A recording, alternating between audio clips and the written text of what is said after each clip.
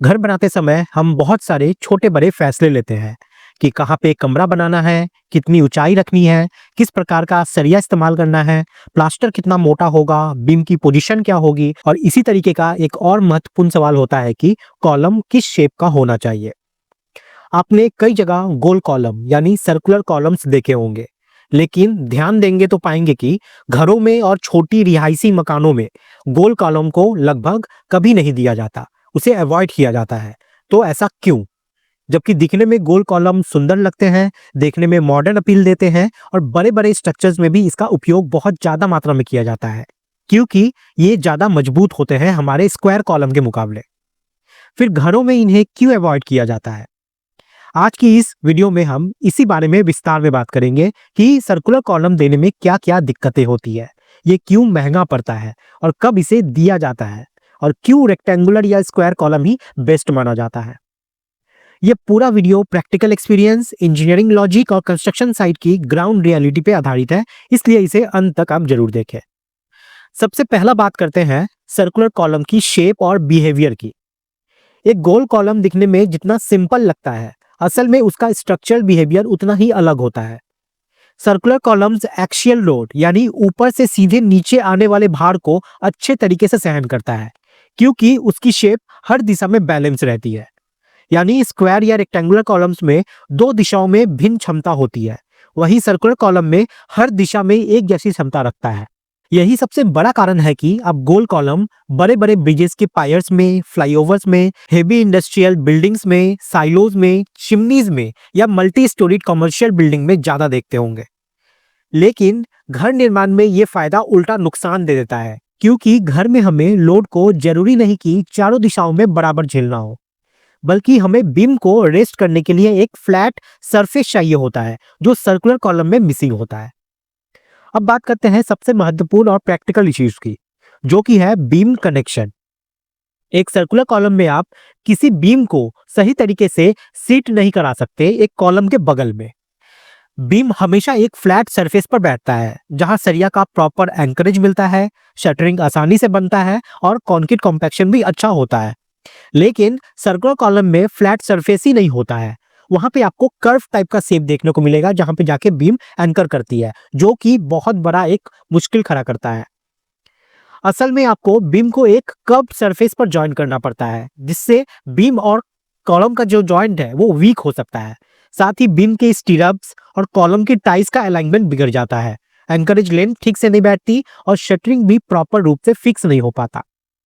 Construction site पर हमेशा यही टारगेट होता है कि बीम और कॉलम की इंटरलॉकिंग स्ट्रांग हो, जॉइंट में हनीकम ना हो, लोड डिस्ट्रीब्यूशन सही हो और सपोर्ट परफेक्ट मिले, जो सर्कुलर कॉलम में मुश्किल हो जाता है। यही कारण है कि majority structural designers circular column को अवॉइड करते हैं, क्योंकि बीम कॉलम जॉइंट किसी भी बिल्डिंग का सबसे क्रिटिकल पॉइंट होता है और वो यहाँ पे कमजोर होने के चांसेस बहुत ज्यादा होते हैं। दूसरा बड़ा सबसे मुद्दा आता है यहाँ पर शटरिंग और फॉर्मवर्क की कॉस्ट को लेकर। एक स्क्वायर या रेक्टेंगुलर कॉलम्स के लिए जो शटरिंग इस्तेमाल होता है, वो प्लाईवुड या स्टील फॉर्म में आसानी से बन सकता है, या मटेरियल बार बार इस्तेमाल भी हो सकता है और काटने छाटने में यहाँ पे जरूरत उतनी ज्यादा नहीं पड़ती और अनस्किल्ड लेबर भी इसे बना सकते हैं। लेकिन सर्कुलर कॉलम के लिए खास फॉर्मवर्क चाहिए, जिसे बनाना भी मुश्किल है और वो बाजार में रेडीमेड भी महंगा मिलता है। स्टील सर्कुलर शटरिंग बहुत महंगी होती है और कारपेंटर को इसे फिट करने में ज्यादा समय और प्रिसीजन लगता है। इसका मतलब है कि लेबर कॉस्ट और मटेरियल कॉस्ट दोनों यहाँ पे बढ़ जाते हैं। घर निर्माण का बजट पहले ही काफी टाइट होता है और ऐसे में सर्कुलर कॉलम्स कुल खर्च को लगभग 30 से 35% बढ़ा देते हैं अपने शटरिंग का। और यही कारण है कि छोटे रिहायशी घरों में सर्कुलर कॉलम्स देना आर्थिक रूप से बिल्कुल भी प्रैक्टिकल विकल्प नहीं होता। तीसरी समस्या आती है रेनफोर्समेंट प्लेसमेंट की। एक सर्कुलर कॉलम में सरिया लगाने में काफी स्किल चाहिए। उसकी स्टीरअप्स या टाइज गोल आकार की होती है, जिन्हें परफेक्ट राउंड शेप में बेंड करना सरल नहीं होता। एक छोटे साइड पर इसे हाथ से बेंड किया जाता है, जिसके कारण शेप पूरी तरीके से सही नहीं बनती और कॉलम के अंदर प्रॉपर कवर और प्रॉपर स्पेस नहीं मिल पाता। जबकि स्क्वायर या रेक्टेंगुलर कॉलम में रेनफोर्समेंट प्लेसमेंट बहुत आसानी से परफेक्ट रहता है, क्योंकि बार्स को स्ट्रेट रखना होता है और स्टीरअप्स भी बिना किसी खास स्किल के यहाँ पे बन जाते हैं। सर्कुलर कॉलम्स का रिइंफोर्समेंट गलत होने पर कवर कम या ज्यादा हो सकता है, कॉलम्स वीक हो सकते हैं और कंक्रीट कॉम्पैक्शन भी खराब हो जाता है। अब आते हैं अगले मुद्दे पर, जो कि है आर्किटेक्चरल लिमिटेशंस। घर में हमें अक्सर दीवारों, खिड़कियां, दरवाजों, अलमारी, किचन प्लेटफॉर्म, स्टेयरकेस या अन्य फर्नीचर को कॉलम के साथ अलाइन करना मुश्किल होता है। स्क्वायर या रेक्टेंगुलर कॉलम दीवार का हिस्सा बन जाते हैं और आसानी से प्लास्टर में हिडन हो जाते हैं, पर सर्कुलर कॉलम प्लास्टर से छिपता नहीं, बाहर निकलकर आसानी से दिखता है, जिससे वॉल फिनिशिंग खराब दिखती है और इंटीरियर प्लानिंग में बहुत ज्यादा दिक्कत आती है। यदि आप सर्कुलर कॉलम को वॉल में मर्ज करते हैं तो दीवार का थिकनेस बढ़ाना पड़ता है, जिससे और भी प्रॉब्लम्स पैदा होती है। इंटीरियर डिजाइन भी सर्कुलर कॉलम को कभी पसंद नहीं करते, क्योंकि इससे लेआउट बिगड़ जाता है और स्पेस की यूटिलिटी कम हो जाती है। इसके बाद आता है load distribution and directional strength की बात। घरों में बीम और स्लैब का लोड अक्सर टू वे या वन वे सिस्टम में आता है। स्क्वायर और रेक्टेंगुलर कॉलम में दो दिशा यानी एक्स डायरेक्शन या वाई डायरेक्शन में अलग अलग फ्लेक्सुरल कैपेसिटी होती है, जो बीम के अलाइनमेंट के अनुसार एडजस्ट हो सकती है। उदाहरण के लिए, यदि बीम ईस्ट वेस्ट दिशा में हेवी लोड ले रही है तो कॉलम की लॉन्गर साइड उसी दिशा में रखकर बिल्डिंग सेफ बनाई जा सकती है। लेकिन सर्कुलर कॉलम में हर डायरेक्शन इक्वल होता है, आप इसे बीम डायरेक्शन के हिसाब से ऑप्टिमाइज नहीं कर सकते। इसलिए घरों में जहां बीम डायरेक्शन फिक्स होता है वहां स्क्वायर या रेक्टेंगुलर कॉलम ही बेहतर और सेफ विकल्प माना जाता है। आइए अब बात करते हैं कंस्ट्रक्शन साइट के सबसे छोटे लेकिन सबसे बड़े प्रॉब्लम्स में से एक, जो कि है कॉम्पैक्शन और वाइब्रेटर यूज की। सर्कुलर कॉलम में शटरिंग का शेप और एनफोर्समेंट का कर्व होने के कारण कंक्रीट को परफेक्टली कॉम्पैक्ट करना काफी कठिन होता है। वाइब्रेटर अंदर तक प्रॉपर रूप से नहीं लग पाता, हनीकॉम्बिंग की समस्या बढ़ती है, जो कॉलम की स्ट्रेंथ को काफी कमजोर बना सकती है। इसके अलावा फॉर्मवर्क के जॉइंट्स में लीकेज के चांसेस बहुत ज्यादा बढ़ जाते हैं, क्योंकि कर्व सरफेस पर अलाइनमेंट परफेक्ट नहीं होता। जब छोटे साइट पर अनस्किल्ड लेबर काम कर रही होती है तब सर्कुलर कॉलम में ये समस्या और ज्यादा बढ़ जाती है, जबकि स्क्वायर कॉलम में फॉर्मवर्क टाइट फिट होता है, कॉम्पैक्शन आसान होता है और लीकेज की संभावना कम होती है। अब बात करते हैं सुपरविजन और एग्जीक्यूशन की। एक छोटे घर की कंस्ट्रक्शन में साइट इंजीनियर हमेशा मौजूद नहीं होता और लेबर खुद कई काम अपने हिसाब से करवाता है। सर्कुलर कॉलम में थोड़ी सी भी गलत अलाइनमेंट पूरे कॉलम को खराब कर सकती है। शटरिंग टेढ़ा हो जाए तो कॉलम शेप खराब लगने लगता है। रिइंफोर्समेंट कवर कम हो जाए तो कॉलम वीक हो जाता है। इसलिए प्रैक्टिकल जमीन पर सर्कुलर कॉलम छोटे घरों में बहुत रिस्की विकल्प माना जाता है। अब बात करते हैं मेंटेनेंस और फिनिशिंग की। सर्कुलर कॉलम प्लास्टर में सरफेस एरिया स्मूथली कवर नहीं होते, इसका कर्वेचर सही नहीं बनता, पुट्टी और प्लास्टर में बार बार क्रैक्स आ सकते हैं, पेंट अनइवन होता है और बाद में मेंटेनेंस कॉस्ट भी इससे आपका बढ़ जाता है। जबकि स्क्वायर कॉलम सीधा सीधा प्लास्टर होकर दीवार में मर्ज हो जाता है, जिससे हमारा यहाँ मेंटेनेंस कॉस्ट जो है वो बहुत कम हो जाता है। अब एक बड़ा सवाल, क्या सर्कुलर कॉलम पूरी तरीके से खराब होता है? इसका जवाब है बिल्कुल नहीं। सर्कुलर कॉलम की खूबियां बहुत सारी है, बट घरों में नहीं।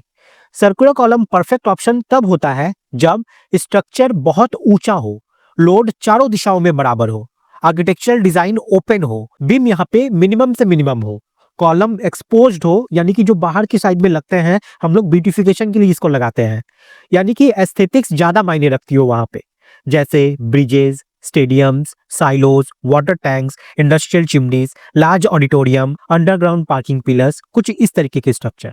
पर ये सारी बातें घर निर्माण में एक जैसी स्थिति हमेशा नहीं होती। घर एक बीम स्लैब टाइप स्ट्रक्चर होता है जिसमें जॉइंट और स्ट्रेंथ सबसे महत्वपूर्ण होता है और beam column joint circular column में वीक पड़ते हैं। इसके साथ ही एक और महत्वपूर्ण कारण है यहाँ पे कंस्ट्रक्शन स्पीड को लेकर। सर्कुलर कॉलम में shuttering, cutting, bending, fixing, concreting, compaction सब में एक्स्ट्रा टाइम लगता है। यदि 10 स्क्वायर कॉलम एक दिन में बन जाते हैं तो 10 सर्कुलर कॉलम्स बनाने में 2 से 3 दिन लग जाते हैं। घर बनाने वाला व्यक्ति हमेशा स्पीड चाहता है, डिले नहीं। अब आपके मन में एक सवाल जरूर आ रहा होगा कि अगर कोई चाहे तो क्या घर में सर्कुलर कॉलम दे सकता है? इसका जवाब है बिल्कुल हाँ, आप दे सकते हो, बट आपको कुछ कंडीशंस मानने होंगे। घर का डिजाइन किसी आर्किटेक्ट ने विशेष रूप से तैयार किया हो, कॉलम एक्सपोज्ड हो, बीम और कॉलम की डिटेलिंग हाई लेवल की हो, साइट पर स्किल्ड लेबर और स्किल्ड शटरिंग कारपेंटर हो और कंक्रीट क्वालिटी कंट्रोल्ड हो। लेकिन प्रैक्टिकल ग्राउंड रियलिटी में ऐसा रेडी नहीं मिल पाता, बहुत रेयरली देखने को मिलता है। तो घर निर्माण में सर्कुलर कॉलम्स ना देने के ये मेन कारण है जो अभी तक हमने देखा। बीम कनेक्शन सही से नहीं बनता सर्कुलर कॉलम में, शटरिंग बहुत महंगा और कठिन होता है, रेनफोर्समेंट बेंडिंग मुश्किल होती है, इंटीरियर और वॉल फिनिशिंग खराब हो सकती है, कंपैक्शन और लीकेज की प्रॉब्लम आती है, अलाइनमेंट एरर की हाई चांसेस होते हैं, लोड डायरेक्शन मैनेजमेंट यहाँ पर पॉसिबल नहीं हो पाता, कंस्ट्रक्शन स्पीड स्लो होती है, मेंटेनेंस कॉस्ट बढ़ती है और डिजाइन ओवरऑल नॉन इकोनॉमिकल बन जाता है।